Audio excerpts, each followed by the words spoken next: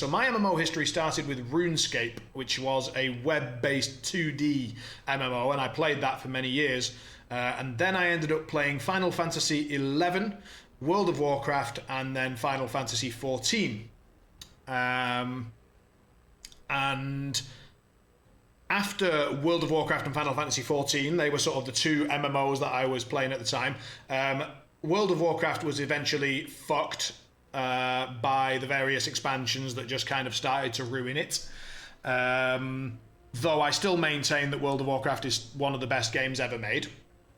And I loved it, and I still have love for it, but not with what they did to it in the years after.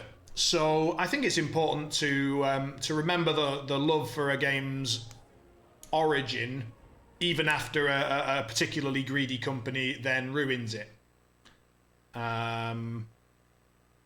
Because I like to try and remember good times in life, and WoW was really a good time. It was a time when me, as a young gamer, was able to find and fall in love with the social side of gaming, right?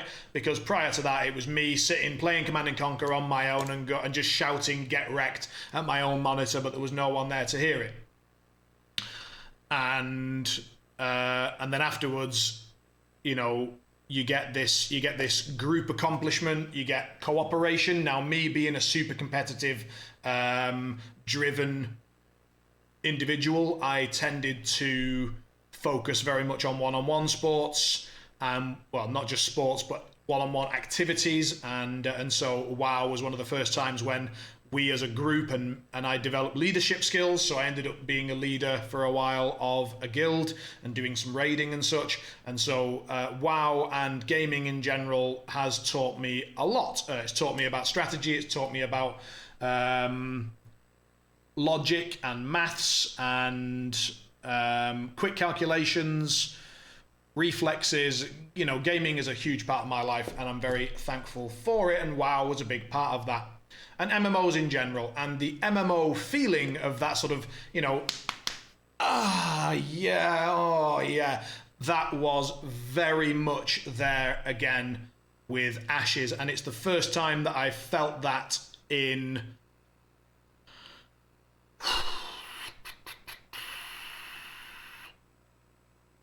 10 to 15 years. So I stopped playing MMOs, I think, about 12 years ago. Maybe 13 years. So I am a bit out of practice. That said, you know, Ashes, it fit like a glove. It fit right back on again. I jumped in, and so the weekend started. It was an alpha. It was a 3-day alpha. It was delayed. And it was originally meant to be without NDA, but they didn't feel like they were ready, and they didn't want to have their first sort of non-NDA sharing with the world be a technical nightmare. And I think that given hindsight, and even before the fact, I agreed with that decision, while it did fuck with my plans a little bit, because obviously I paid a lot of money to get into the alpha, largely because of the promise of this NDA-less beta that I could then share with you guys, and it would be something special, you know, added value that I could bring to the stream. Instead, I just sort of had to play it behind closed doors, and I really hated not being able to answer your guys' questions after the fact.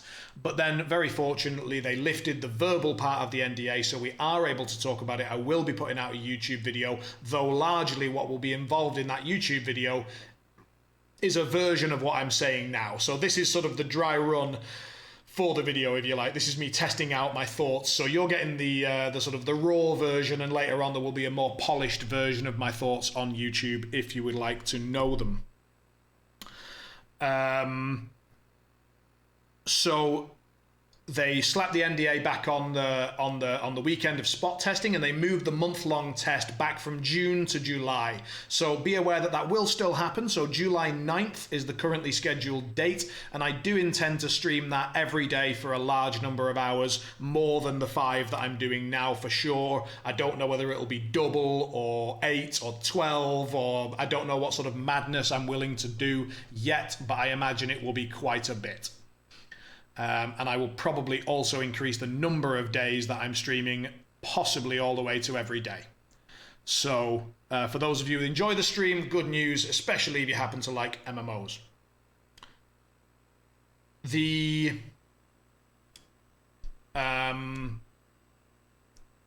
So the weekend was announced. There was a hell of a lot of NDA channels and forums, and the Discord server has a huge NDA community, you know, working behind the scenes to do all the bug reporting and screenshots for the devs, and discussions and feedback and all the rest of it. So it's a very active community. There were several thousand people there, even in the $500 awesome content creator bracket. So the fact that we've got thousands of players, even just for bug squashing, is very, very motivating. And I would say that while, of course, you did still have your occasional kiddos doing the meme spam and GIF spam and so on and so forth, generally speaking, most of the comments were sensible, the questions were decent, and of course you cannot have several thousand people without there being an amount of chaos, but I think it was well handled. I think the admins and the Intrepid team did a fantastic job of moderating an amount, but not being too much, not being like, oh, only questions in the questions forum, meh. Like, there was a bit of that, but only when it got out of hand. You know, they let people be people, and often the members of the community themselves would push people to the right channel and just go, oh yeah, we've answered your question, so now maybe take it over to General, yeah? General was a shit show. I muted that day one and never looked at it again. WoW was unique. I only played it for 2 years, but it was a fantastic experience. I had more than a year of played time, like in-game actual play time. I think over about a 7-year period, and it was unique and a wonderful, wonderful game, well designed across. I think, you know, it's not strange to say that it paved the way for every MMO that's come since. While, of course, treading on the paving that was already set down by some of those old school MMOs. Like, WoW didn't come out of nothing. It came on the foundations laid by those MMOs that came before it. But what it did was groundbreaking. Is there a target release date for Ashes? There is not. So there is a scheduled series of tests in terms of alphas and betas, but Ashes has been plagued by delays. It's been in production for a long time, and it will continue to be in production for a fair time. And their release schedule, you know, there's always a good reason why it's being pushed back, but it's being pushed back. COVID, of course, didn't help. They were trying to hire and recruit a lot of people to come and work on the game at that stage, and then COVID hit. Like, oh, you know, you try and onboard several hundred people for a gaming development team and not be able to meet them. You know, that's not great. But they've persevered, and they've come out with what I think is an absolutely fantastic alpha. Obviously, the entire weekend was a case of solving bugs. So there were bugs, and there were bugs everywhere. And it was a simplified version of the game. They did not have a lot of the functionality that they intend to put in, but that's what you should be doing in an alpha weekend. You are there to test the premise and to test the technical side of it, and that's exactly what they did. And I think, considering the number of bugs that they fixed from day to day, like, it was noticeable. It was sizably noticeable between each iteration. the performance and the experience was better and better and better just over a 3-day period. They've since told us how much information that we managed to gather and the amount of stuff that we managed to report, the amount of bugs that were solved already and the amount that they're now aware of and can deal with. Immense, absolutely immense. And so when you come to then, that's 3 days. When we then have a month in July, I imagine what they're going to get done, and it's crazy. To give a little bit more of a concrete answer to your question, a lot of people predict about 2 years. So 2023 would be, I think, a reasonable estimate for full release. I think there will probably be an extended beta period before that I think a lot of people could join if they were willing to spend a little bit more than they normally would. I don't mean like the full 500 like I paid, but you could spend a bit more and probably get in a little bit early. You can obviously go and check out the store, and if you are excited about it, I think, yeah, there you go. So that is my referral link. So if you want to, grant me some in-game currency by buying through my link, then you can always put Get Ashes in the chat. And I'll try and get my referral code in there as well, because I think you might need both. I don't know yet. I'm working hard to get onto the content creator program that they've launched. So they're trying already to partner up with a lot of content creators who want to make Ashes content. Of course, that's me. And many, many others. So I'm currently working hard on all of the variety of things that are around that. So, for example, they're talking about, do you run a podcast? Have you got this? Have you got that? And I'm thinking, no, shit. I've mainly got my Twitch and my Discord, and that's my community. But maybe I should widen that community and try and get some more YouTube content out related to Ashes and get that going. By the way, if some of you are just here for the Underlords, more Underlords coming soon. Don't you worry. But we're having a blather about Ashes for a bit. So the where was I? I've forgotten where I was, so we'll just go back to the alpha weekend then. So the alpha weekend launched, and then they delayed it by another 4 hours. So it was supposed to be it was West Coast USA time, so I had to switch myself to night shifts, basically over 1 day, which was pretty painful, but I managed it, and I'll talk about that in a little bit, Pablo, but yeah, I do know the differences, yeah. Mainly it's about which stage of the alphas and betas you're going to get into. That's the main difference, but it's also stuff like how much subscription time you get with it and how many cosmetics you get with it. There's no pay to win at all in the game and never will be. Okay. So the alpha was then delayed by 4 hours. So I'm sitting there thinking, okay, so cups of tea. I've got my, I've had a snooze. I've slept for 3 hours in the afternoon. I'm ready. I'm sitting there. It's coming up to 8 o'clock, and they're like, sorry guys, we're still not ready. We're going to push it back to midnight. Well, I mean, obviously in US West Coast time, it wasn't that bad. It was just like, oh, we're going to push it back 4 hours. You'll still be able to play. And they're like, and if the servers are stable enough, we'll leave them up for an additional 4 hours after the test. And I'm sat there thinking, great. So 10 in the morning, really? Am I playing from 6 till 10 a.m.? So they did tell us this, so we didn't know it in advance. It's not like the European players were not aware of the fact that they were going to get a bit screwed during this spot test. And we have asked, and they have somewhat confirmed, that there will be an EU server available during the 1 month test in July. So I won't have to switch to night shifts, and you won't have to catch a night stream or an early morning stream in order to see the Ashes content in July.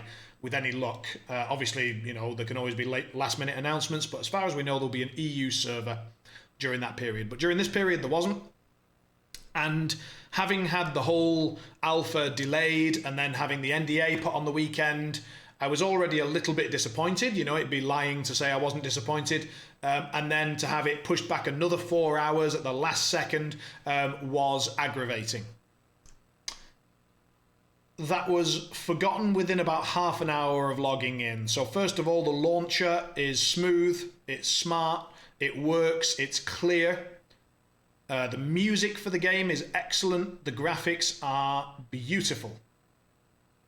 There currently is a lot of missing functionality in terms of your options, so your customization, all of the things that you would like to do with your UI and your keybinds, they are purposefully not up and running at the moment because they're trying to run a sort of standardized, simplified version of the game so that they can test everything in a controlled environment. I understand that, and it wasn't too frustrating, even though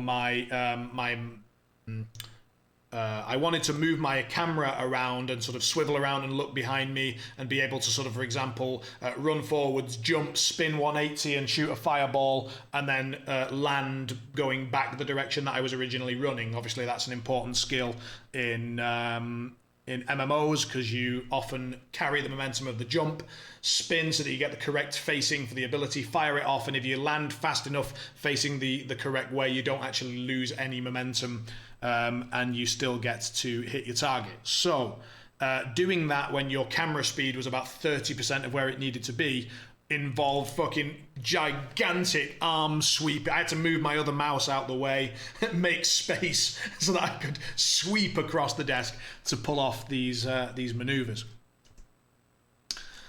But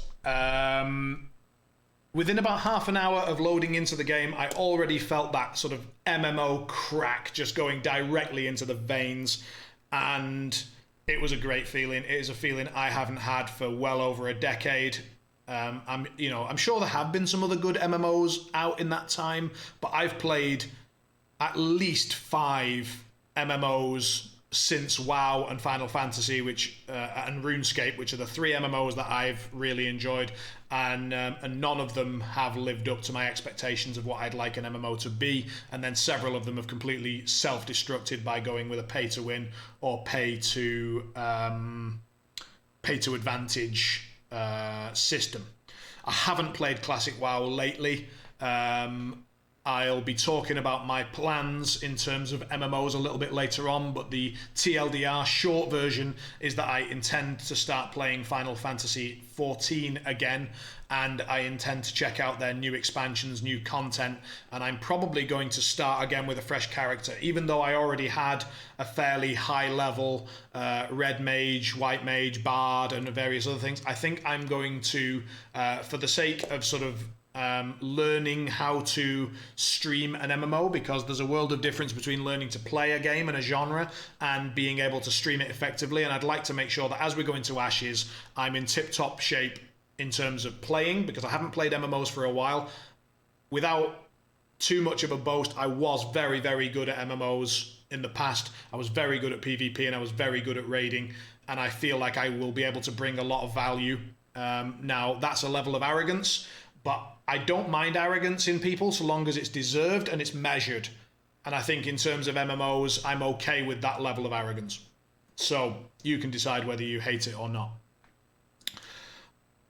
But that was all 10 or 15 years ago. And so I want to make sure that I'm back up to speed and that I can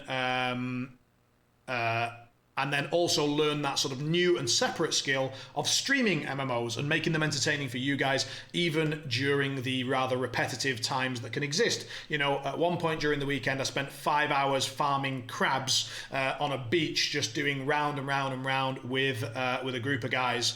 And 6 of us just went and cleared crabs for 5 hours to level up a node, just to sort of see what it was like and see how efficient we could get.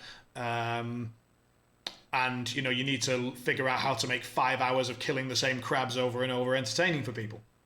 And that's something I look forward to trying to work out.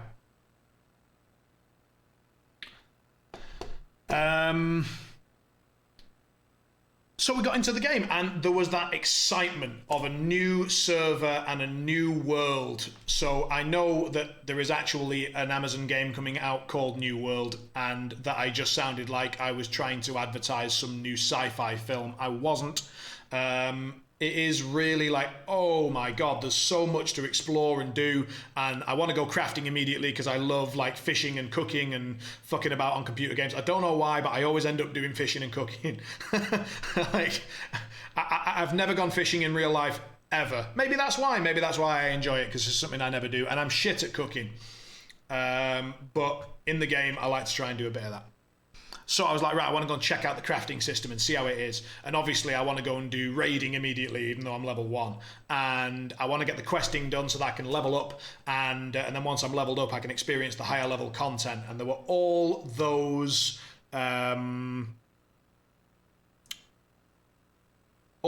short, medium, and long-term goals, the combination of which are what make MMOs so addictive and compelling. And they were most definitely there in Ashes from the start. From the first moment, you were already seeing some guilds as well. So there were plenty of guilds which have formed even before the pre-alpha began. So you've got Envious, Stormborn, Axiom, some of these big guilds that have come from other MMOs and are already sort of starting to lay down the foundations to set some world first records for various things within the game.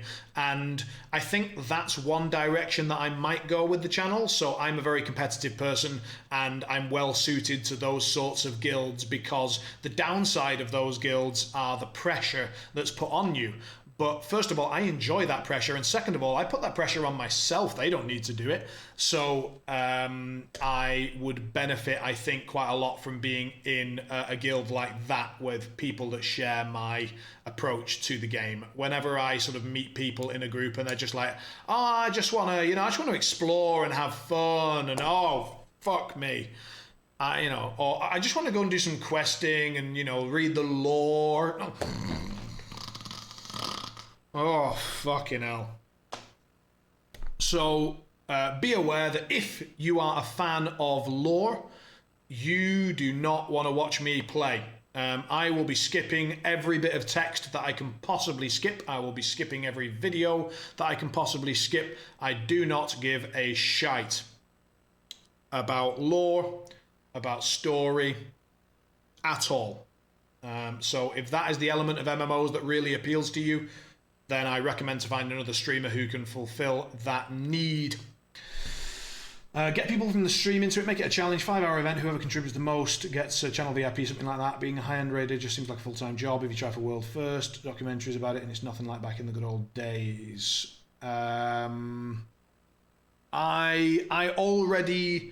It already is a full-time job for me, so that's not really off-putting. In fact, that fits perfectly with what I want to do, and I'm a very competitive person, and I like to try and be part of teams with driven and skilled people, and trying to learn from them or teach someone as well. So that is, for me, definitely a good thing and not a bad thing.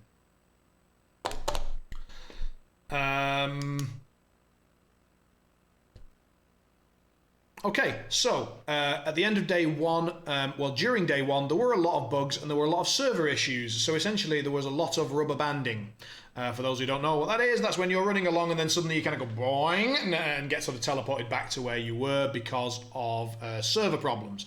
And those started to grow and grow and grow and get worse and worse in the highly populated areas, because essentially all of the data collection that they were doing was just building up, and there was too much, and everything got clogged, and eventually they had to take the servers down after about 4 or 5 hours.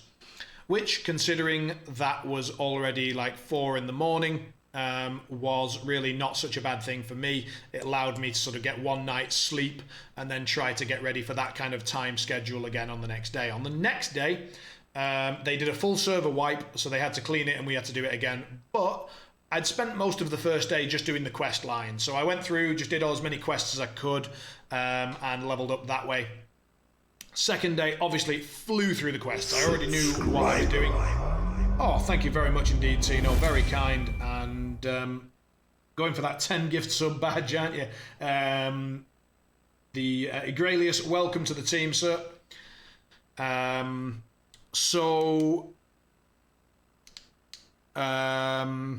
was I? Yeah, second day, did all the quests, flew through them, and then went for an explore. So I basically ran around, checked out some nodes that were miles away. If you don't know what nodes are, we'll talk about it another day. It's a big part of Ashes, and you want to maybe go and watch some videos on Ashes if it sounds interesting to you. The node system is one of the main unique selling points of the game. Essentially, it makes the world more reactive rather than prescriptive, and so different areas of the map on different servers will be the city locations, and which locations are cities can change based on some open world PvP events called siege battles. So I went and checked out some different nodes. I went and had a look around, and really enjoyed exploring the world. I would say that the density of creatures was a little bit high. Trying to find a safe spot to log out could genuinely be a challenge. Like, if you looked at the minimap, there were dots for enemy mobs, and almost always it was fucking full. Like, it was very, very hard to find empty areas. And so, you know, you could say that's a good thing, you could say it's a bad thing. They were very evenly spaced. It wasn't like necessarily clumps of monsters, and that made it harder to find good routes to do group farming. But, you know, we still found some, so they were out there. You needed to go and look for them. It was a little bit interesting in terms of the levels of the creatures, because the closer you were to a node, the lower level they were. So it's like if you're in a starting village, you know, you go outside, there's some level 1 rabbits. You go a bit further, there's some level 3 raptors, blah, blah, blah. It was like that. But as you went between the nodes, you needed to find the middle point between the two nodes, and that's where the highest level creatures were. And then it started to go down again, so it's like up, up, up, up, up, up, up, down, down, down, down, down, down, down. And then you're like, what? And then, oh, there's a node over there, I see. So a little bit not massively intuitive, maybe. But you got used to it pretty quickly. I got used to it in one weekend, so... and then I met a few players, and I started to be a little bit more social. So I was playing a healer. I played healer the whole weekend. I'm always going to end up playing some sort of healing support class or a damaging support class, and so I'm never going to play a tank. That's just not me. So I might have played the mage, and maybe I should have made an effort to level up a mage one of the days, but I just leveled up a cleric every day. The combat felt good. They've got a long way to go with it, and apparently in previous tests they're a bit like the combat was the main thing that people were concerned about. In this one, I felt the combat to be engaging and fun. Obviously I was playing on North American ping, which made various things a bit difficult, and there were a lot of bugs and this and that, so it wasn't necessarily possible to get the perfect idea of how the combat's going to look. But they're trying to go with a hybrid system, somewhere between tab targeting and sort of dynamic targeting. And I felt like that was good. That the balance seemed decent to me, and it felt intuitive. I was happy with it. Obviously, there were a lot of improvements to be made on how healing was working, but again, I feel that was largely just because it was an alpha, not because they fucked it up.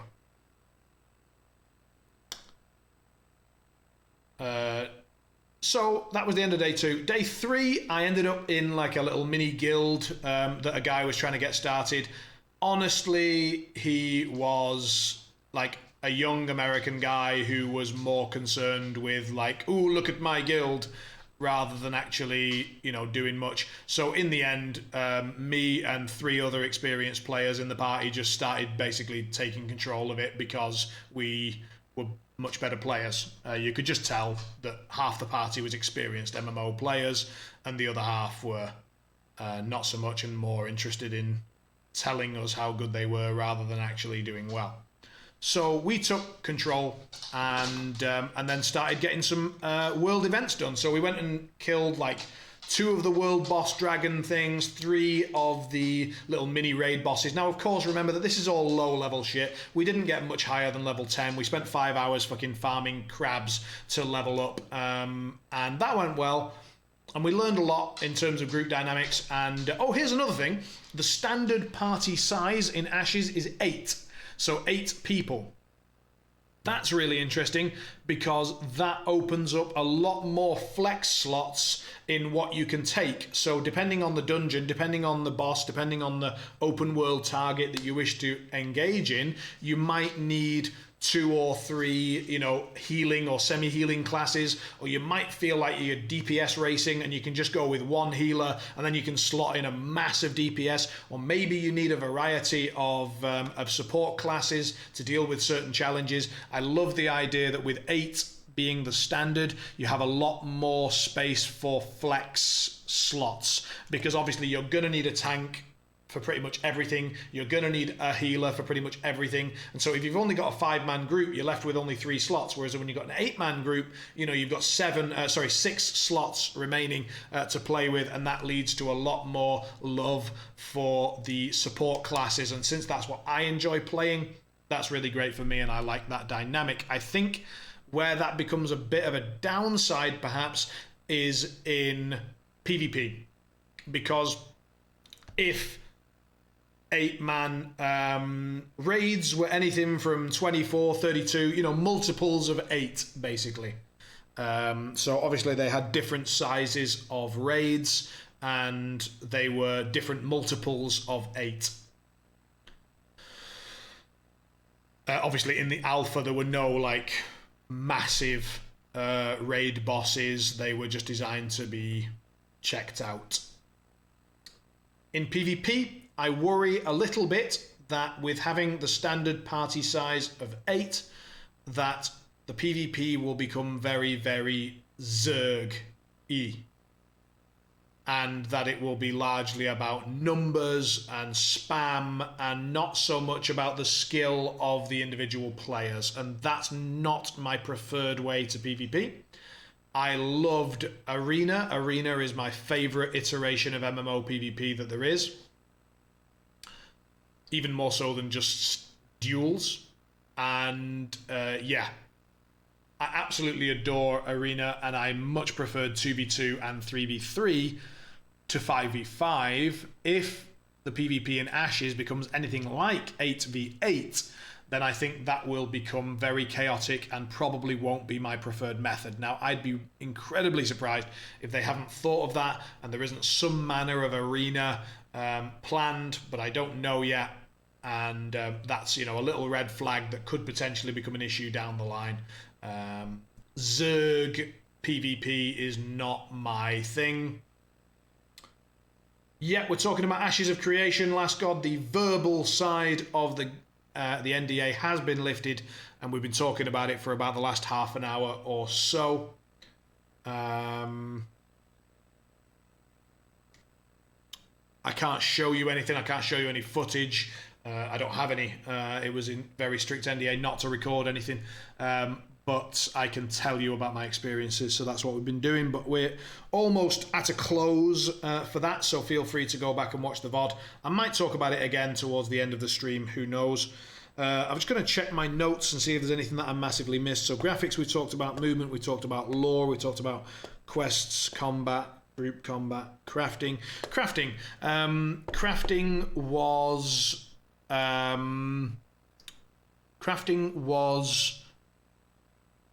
interesting in that there were quite limited. It was more difficult to go and find resource nodes. So this is more gathering than crafting. I really, really liked it, Last God. I think marks out of 10 are pretty pointless because I'd have to give marks out of 10 on all the different aspects of the game, and I don't think at the end of that you'd be any better off if I went 7, 7, 8, 9, 3, 5, 2 for 7. It's like what? Who?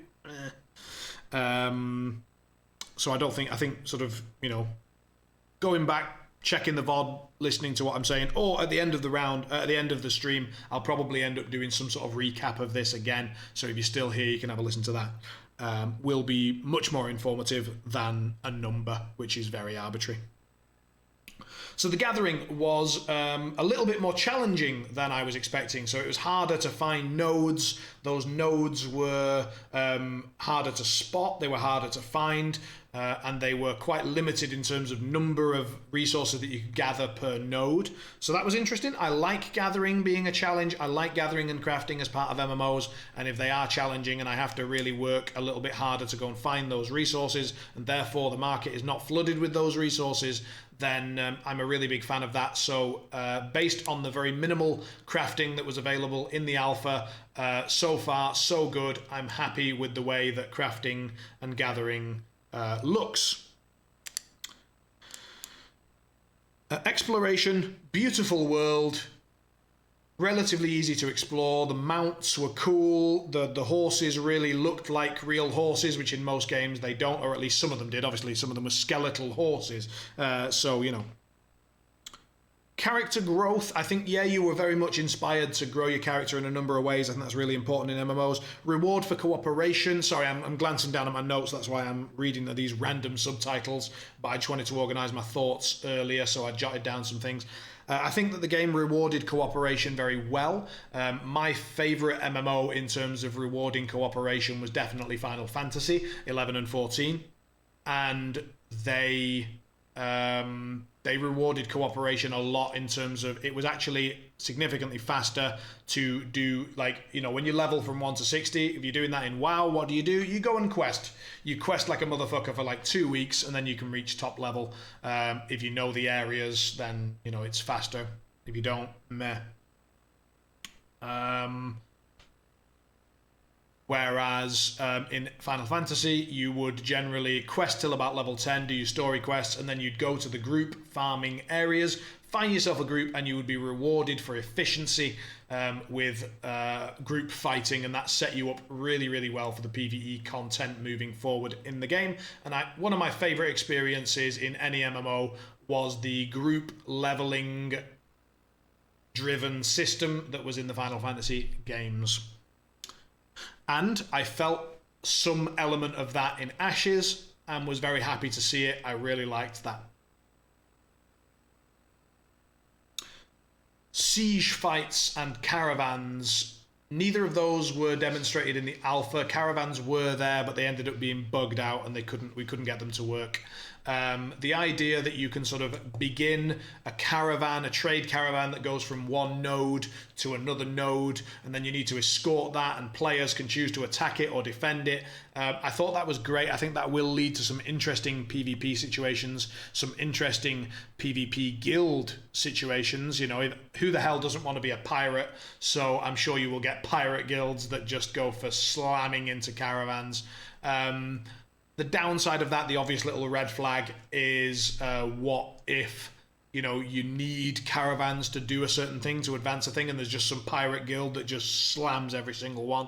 That could be worrying. So, you know, we'll have to see how that goes. But I think generally the idea of caravans was quite exciting, looked like it was well thought through, and in general, I think will lead to a lot of very interesting dynamics. I spoke in a previous stream about the fact that I think that most MMOs should just design the space in which the players can create the experience.